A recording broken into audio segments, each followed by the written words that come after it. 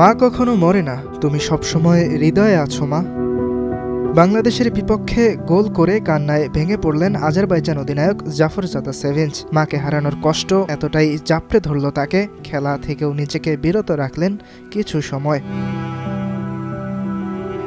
সেভিঞ্চের গোল প্রথমার্ধেই শোধ করে বাংলাদেশ। মারিয়া মান্দার দুর্দান্ত ভলিতে ম্যাচে আসে 1-1 সমতা।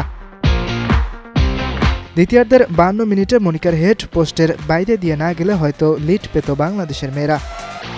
84 মিনিটে ইয়ালিস যখন বল নিয়ে আক্রমণে উঠেছিলেন, তখন শিউলি আজিম তাকে চ্যালেঞ্জ না করে আউটের অভিযোগ করতে থাকেন। সেই সুযোগে বল নিয়ে ক্রস বাড়ান ইয়ালিস, ফাঁকায় পেয়ে যান ইসরা। কপাল পোড়ে বাংলাদেশের মেয়েদের।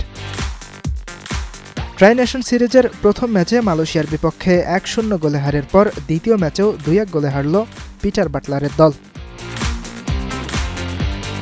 ইয়াসির আরাফাত সবুজ, স্টার নিউজ।